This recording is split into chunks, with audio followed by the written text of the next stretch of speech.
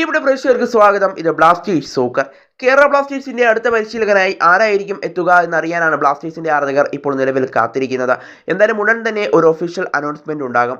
എന്നാൽ കേരള ബ്ലാസ്റ്റേഴ്സ് ആരാധകരോട് ഞായറാഴ്ച വരെ കാത്തിരിക്കാനാണ് ഇപ്പോൾ മാർക്കസ് ബ്രുഗുലാവോ ഇന്നലെ പറഞ്ഞത്. എന്നാൽ ഞായറാഴ്ച തന്നെ മാർക്കസിൽ നിന്നും ആ പേര് നമുക്ക് അറിയാൻ സാധിക്കുമെന്നാണ് നിലവിൽ നമ്മൾ പ്രതീക്ഷിക്കുന്നത്. എന്നാൽ കേരള ബ്ലാസ്റ്റേഴ്സിന്റെ പരിശീലകനാവാൻ സാധ്യതയുള്ള ധാരാളം പേരുകൾ നമ്മൾ ഉയർന്നു കേട്ടിരുന്നു.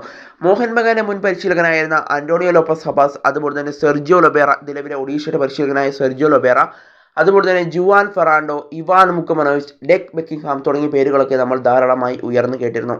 എന്നാൽ ഇതൊക്കെ ഇപ്പോൾ ഒരു അടഞ്ഞ അധ്യായമായി മാറുകയാണെന്നാണ് ഇപ്പോൾ അറിയാനായിട്ട് സാധിക്കുന്നത്. കാരണം ഇന്നലെ രാത്രിയാണ് ആശിഷ് നെഹി ഒരു വാർത്ത പങ്കുവെച്ചത്. അദ്ദേഹത്തിൻ്റെ യൂട്യൂബ് ലൈവിലൂടെയാണ് ആശിഷ് നെഹി ഇക്കാര്യം അറിയിച്ചത്. അദ്ദേഹം പറഞ്ഞത് ഇങ്ങനെയായിരുന്നു: ഇന്ത്യയിൽ ഇതുവരെയും എത്താത്ത ഒരു പരിശീലകനായിരിക്കും കേരള ബ്ലാസ്റ്റേഴ്സിൻ്റെ പുതിയ പരിശീലകനായി എത്തുക എന്നുള്ളതായിരുന്നു ആശിഷ് നെഹി വെളിപ്പെടുത്തിയിരുന്നത്. എന്തായാലും ഇപ്പോൾ ഇന്ന് രാവിലെയോടുകൂടി ഫുട്ബോൾ എക്സ്ക്ലൂസീവ് എന്ന് പറയുന്ന മാധ്യമം ഒരു വാർത്ത പങ്കുവയ്ക്കുകയാണ്. അവർ പറയുന്നത് ഇങ്ങനെയാണ്: മോഹൻ ബഗാൻ സൂപ്പർ ജെയിൻസിന്റെ മുൻ പരിശീലകനായിരുന്ന ആന്റോണിയോ ലോപ്പസ് ഹബാസിനെ കേരള ബ്ലാസ്റ്റേഴ്സ് സ്വന്തമാക്കാൻ നല്ല ശ്രമങ്ങൾ നടത്തിയിരുന്നു. അദ്ദേഹവുമായി ബ്ലാസ്റ്റേഴ്സ് ചർച്ചയും നടത്തിയിരുന്നു.